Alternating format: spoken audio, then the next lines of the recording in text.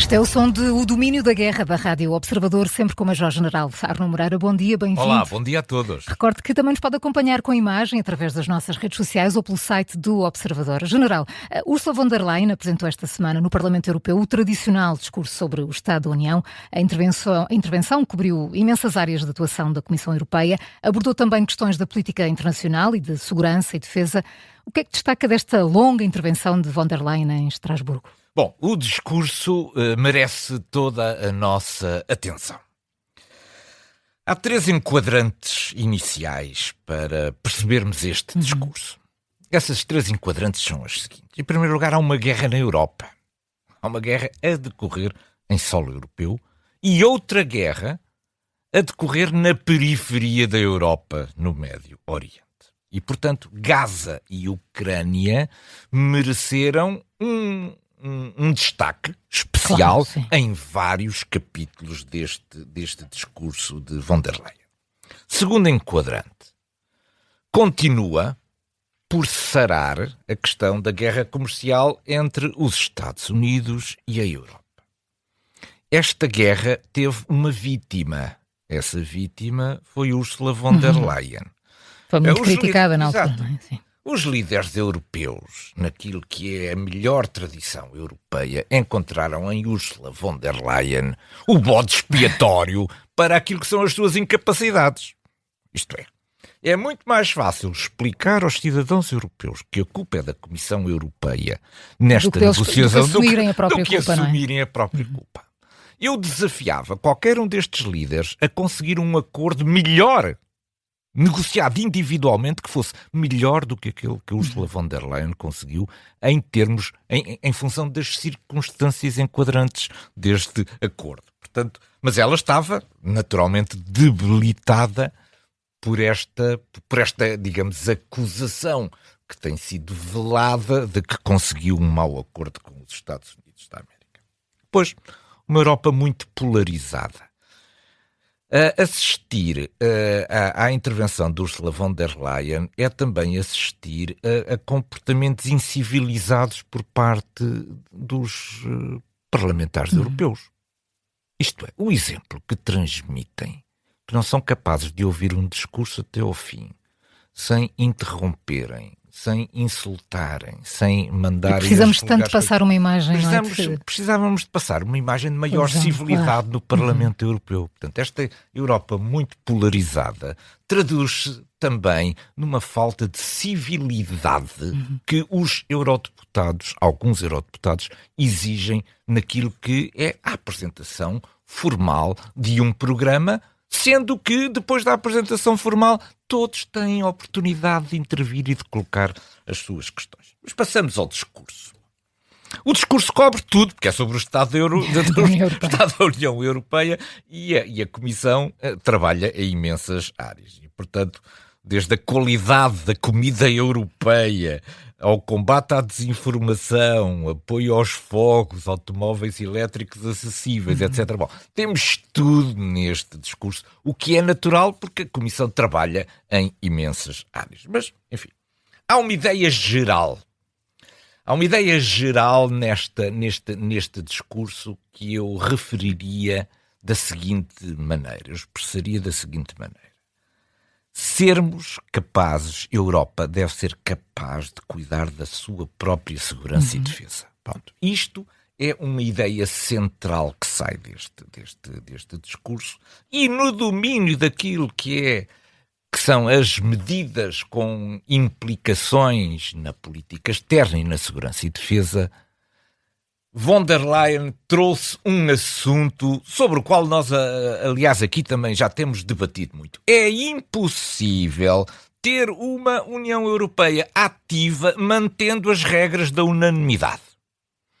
É preciso sermos capazes de sair desta armadilha de que não somos capazes de tomar medidas a 27 e ficamos todos imediatamente condicionados a tomar medidas reféns daquilo que são posições muito particulares, interesseiras, para não dizer de outra maneira, outro Estado-membro. De um Estado ou outro membro. E, portanto, von der Leyen veio chamar a atenção para a necessidade de sermos capazes de encontrar no âmbito da segurança e defesa e da política externa forma de ultrapassarmos a necessidade da unanimidade. E, portanto, iremos à votação e uns sairão derrotados, outros sairão vencedores. E o sair derrotado tem consequências também de natureza política, porque sair derrotado, muitas vezes, dá um sinal com importância e relevância também política. Depois, houve 2 capítulos que são talvez mais interessantes aqui para o âmbito do nosso programa, que são o capítulo sobre a Ucrânia e sobre Gaza e Israel. Bom, sobre a Ucrânia houve aquilo que eu chamo ideias e instrumentos. A primeira ideia é uma ideia que está consolidada no pensamento europeu, que o futuro da Europa, o futuro da União Europeia se joga na Ucrânia. Isto é, o resultado final da guerra da Ucrânia não é indiferente para o prosseguimento daquilo que é o esforço de integração europeia. Uma derrota na Ucrânia é uma derrota da União Europeia. Não sabemos se a União Europeia seria capaz de recuperar dessa derrota na Ucrânia. A segunda ideia geral sobre a Ucrânia é que a Europa não pode ficar a ver. Não pode ficar a ver o que se passa. Isto é, enquanto não tiver capacidade de se afirmar também do ponto de vista do seu pilar militar, a Europa nunca será chamada a tomar parte nas negociações que definem exatamente o futuro daquilo que é a arquitetura de segurança e defesa da Europa. Isto era, digamos, a ideia, mas depois há aquilo que eu chamo os instrumentos. Isto é, que instrumentos é que a Comissão Europeia propõe para fazer avançar aqui a questão ucraniana? Primeiro são os instrumentos de pressão. E, portanto, é preciso mais pressão sobre a Federação Russa e isto tem a ver com a capacidade da Europa de o mais depressa possível acabar com as importações que continua a fazer de material energético da Federação Russa. Depois, a ideia que não tem tido desenvolvimentos, é de vez em quando aflorada, mas depois não é desenvolvida, que é a mobilização dos ativos congelados russos em favor daquilo que são os empréstimos à Ucrânia. Depois, uma cimeira para recuperar, para forçar a recuperação das crianças ucranianas foram levadas para a Rússia, que nós já aqui falámos, cerca de 19 ou 20 mil. E depois, aquilo que é talvez mais importante e que foi realçado por aquilo que foi, falaremos depois mais tarde sobre isto, sobre os ataques ou a violação do espaço aéreo da Polónia por drones russos, que é a necessidade de a Europa ter instrumentos de vigilância do flanco leste que lhe permitam, com o tempo, estar preparada para eventualidades destas, caso elas se venham a repetir. E depois houve também um capítulo dedicado a Israel. A von der Leyen foi muito crítica relativamente a Israel e von der Leyen tem sido uma amiga e uma defensora de Israel. Simplesmente Israel está a perder todos os amigos que tinha na Europa. Não vai ter um único amigo na Europa e isto é importante. Ela foi bastante mais longe do que as críticas, críticas sobre a fome em Gaza, sobre a autoridade, sobre o sufoco financeiro da autoridade palestiniana, sobre os novos colonatos, sobre os ministros mais extremistas. Ela foi mais longe e desta vez ela propõe medidas. Estas medidas terão que ser acionadas através da aprovação pelo Conselho Europeu, mas propostas pela Comissão. E que medidas são estas? Sanções diretas contra os ministros mais extremistas do governo de Netanyahu. E propor a suspensão, pelo menos parcial, daquele acordo de associação económica com Israel. Portanto, nós passamos a ter, Israel passa agora a ter na Europa um apoio muitíssimo reduzido. Israel devia estar atento a isto. Mais tarde ou mais cedo, Israel vai precisar de amigos. O mundo dá muitas voltas, vai precisar de amigos. E eu temo que Israel não seja suficiente. E que os Estados Unidos não sejam suficientes para isto. Trump é de uma volatilidade total. Como se tem visto. E ontem Israel deve ter visto isto com muita preocupação. Os Estados Unidos ontem votaram no Conselho de Segurança uma resolução contra o ataque ao Qatar. O papel dos Estados Unidos foi evitar que o nome Israel aparecesse, digamos, nesta resolução. Mas o ataque ao Qatar é o ataque de Israel. Portanto, Israel começa a ficar isoladíssimo na cena internacional. Está a depender cada vez mais do apoio americano, mas o próprio apoio americano, como se viu na votação do Conselho de Segurança das Nações Unidas ontem, pode também desaparecer. É um motivo de reflexão para todos os israelitas. Vamos então até ao Médio Oriente. Israel, como disse há pouco, lançou no início da semana um ataque aéreo de precisão contra dirigentes do Hamas que estavam no Qatar. Este ataque apanhou as lideranças mundiais de surpresa e suscitou apreensão geral sobre os possíveis efeitos no processo negocial entre Israel e o Hamas e também na disponibilidade do Qatar em mediar todo este processo.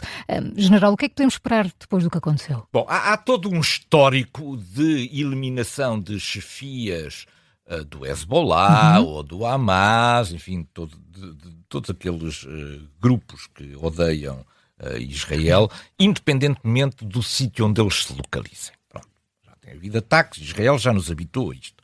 Nós não estaríamos eventualmente à espera, eu julgo que não estaríamos, mesmo para mim foi uma surpresa, que o Qatar fosse uma das vítimas, deste ataque. Porque é evidente que o ataque foi cirúrgico, procurou reduzir ao mínimo aquilo que são os impactos no Qatar, mas há sempre os danos colaterais, não é? Os danos colaterais e há uma invasão clara daquilo que é a soberania do Qatar. Houve aqui um ato que talvez tenha precipitado esta decisão. Esta decisão não é feita, digamos, de um dia para o outro. Todos estes elementos, toda esta cúpula do Hamas anda a ser seguida há muito tempo. Mas juntaram-se aqui duas coisas.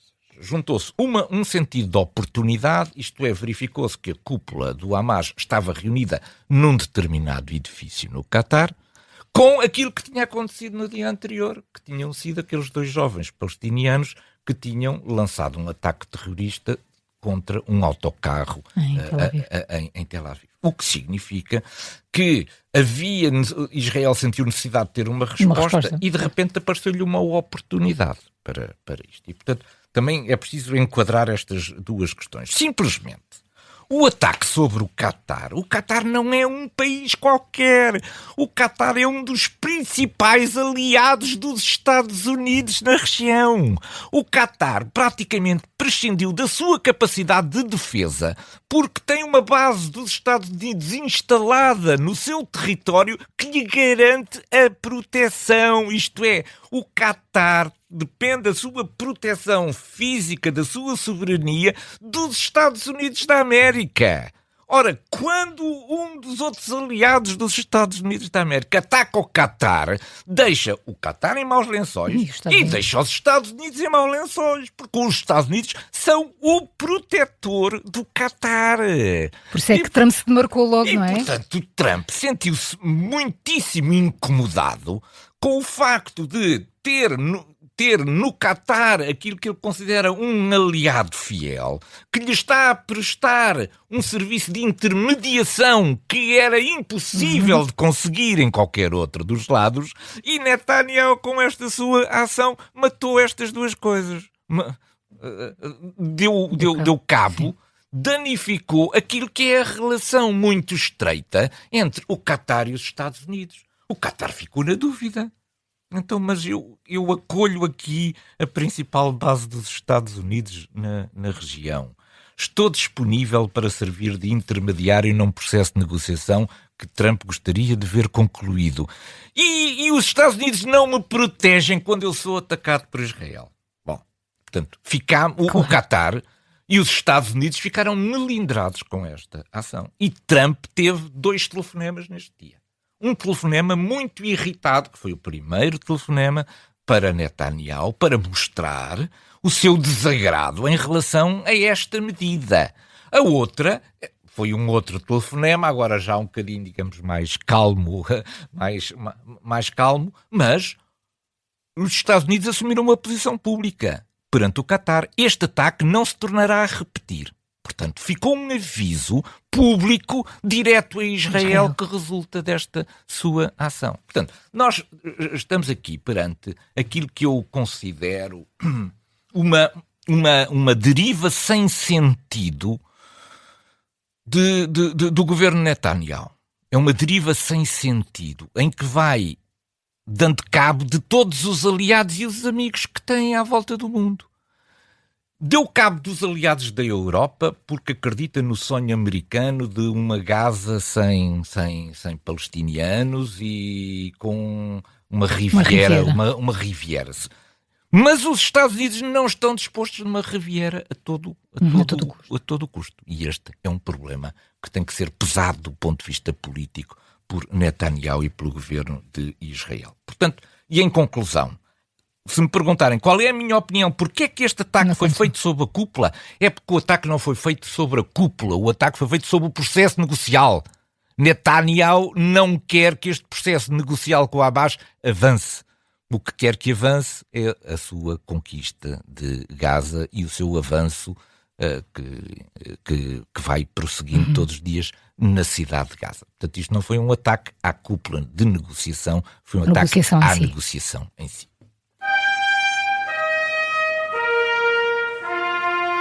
Na madrugada desta quarta-feira, durante um ataque russo sobre a Ucrânia, cerca de 2 dezenas de drones entraram no espaço aéreo da Polónia. Alguns deles foram abatidos. O Ministério de Defesa da Rússia limitou-se a afirmar que não tinha alvos a atingir na Polónia.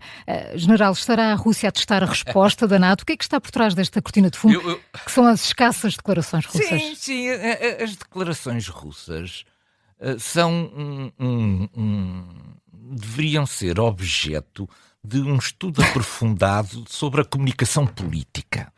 Isto é, a Federação Russa consegue reduzir a uma única frase todas as explicações inconvenientes. Por exemplo, bombardeia uma cidade ucraniana, dá cabo de um conjunto de edifícios e morrem 23 pessoas. Declaração do Kremlin, a Federação Russa só ataca alvos militares. Portanto, a Federação Russa cria, com um conjunto de frases feitas, toda a narrativa sobre tudo aquilo que corre mal e que é inexplicável. Desta vez, a explicação da Federação Russa foi a seguinte: nós não temos alvos na Polónia. E não dá mais explicações. E não dá mais explicações. Fica por aqui. Nós não temos alvos na Polónia. Isto é... Ficarmos satisfeitos com isto é absolutamente impossível. Portanto, o que é que isto esconde? Isto esconde agora aquilo que eu vou aqui procurar desenvolver. Bom, na quarta-feira, na madrugada de quarta-feira, a Federação Russa atingiu a Ucrânia com cerca de 415 drones e 40 mísseis. Portanto, uma barbaridade. Não é a primeira vez que acontece que destes ataques resultem invasões de espaços aéreos por pequenos objetos. Há uma organização internacional que estuda estas violações do espaço aéreo e já contabilizou 50. Já houve, desde o início da guerra, já houve 50 violações dos espaços aéreos dos países limítrofes à Ucrânia, provocados por drones, na sua maioria, drones que passaram da Ucrânia sobre esses territórios. Mas aqui a questão é a quantidade, não é? Mas aqui a questão é a quantidade. É que agora não estamos a falar de coisas isoladas. Isto é, todos os equipamentos que operam equipamentos militares, sabe, os equipamentos também têm defeitos, são falíveis. E, portanto, quando acontece um erro, enfim, podemos aceitar a desculpa que se tratou de um erro. Quando nos radares do sistema de alerta do espaço aéreo da Polónia aparecem 19 objetos, já temos muita dificuldade em justificar que se trata aqui de um erro e não de uma provocação. E, portanto, porque é que porque é que a tese que prossegue na Europa é a de que isto foi de propósito? Bom, primeiro pela quantidade. 19 violações do espaço aéreo em tempos diferentes. Não foi tudo ao mesmo tempo, foi em tempos diferentes. Depois porque foi utilizado o espaço aéreo da Bielorrússia para fazer transitar a maioria destes drones, o que significa que a Federação Russa encontrou a melhor rota possível para atingir o território da Polónia.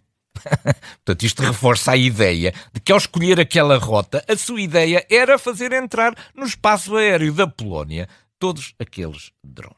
Depois, 5 deles tinham uma trajetória que era compatível com a principal base aérea de sustentação logística que a NATO, que a Europa, que os Estados Unidos mantêm para apoiar a Ucrânia a partir de território polaco. Portanto, 5 desses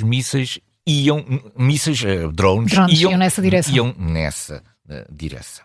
E pouco serve agora ouvirmos dizer aí os proxies de Moscovo de que isto eram drones sem carga. Bom, desculpem.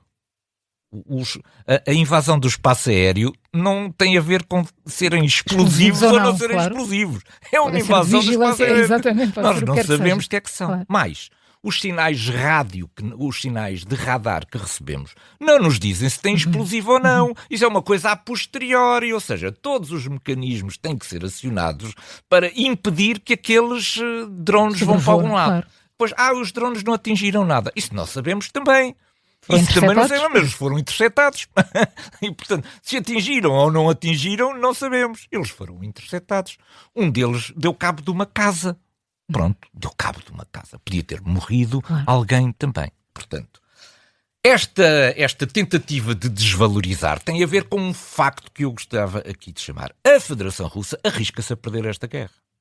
Arrisca-se seriamente a perder esta guerra. Porque com todas estas suas ações descuidadas, está a provocar na Europa e no Ocidente a construção de medidas adicionais que vão levar força para junto às suas fronteiras, que era exatamente aquilo que a Federação Russa queria evitar. A França anunciou ontem que vai reforçar a patrulha do espaço aéreo na Polónia, vai enviar mais 3 caças. A Alemanha já falou na constituição de um reforço do flanco leste. Isto é tudo exatamente o contrário daquilo que Putin queria. Mas, general, algo que já não devia ter sido feito há mais tempo. Incapacidade e, sobretudo, uma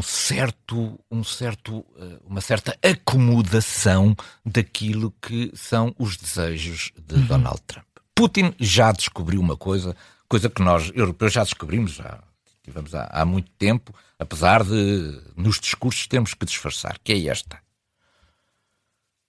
Putin está convencido que jamais os Estados Unidos irão intervir a favor da Europa numa guerra que implique a Federação Russa. Pronto. É o pensamento-chave de Vladimir Putin. Os Estados Unidos não se atreverão a entrar num conflito, numa disputa de natureza militar com a Federação Russa. E, portanto, o que é preciso fazer agora é separar os Estados Unidos da Rússia. Da Rússia. Separar os Estados Unidos da Europa. Separar os Estados Unidos da Europa. E para isso estes incidentes servem para quê? Para mostrar que os europeus ficam, como a Rússia gosta de dizer, histéricos com isto, enquanto os Estados Unidos parecem completamente aliados deste problema. Portanto, a Federação Russa está a explorar com estes incidentes de natureza militar as reações e as posições políticas dos Estados Unidos e da Europa. Porque a Federação Russa não quer fazer recuar a NATO das atuais posições para as posições do final da Guerra Fria. O que a Federação Russa quer fazer é separar os Estados Unidos da Europa.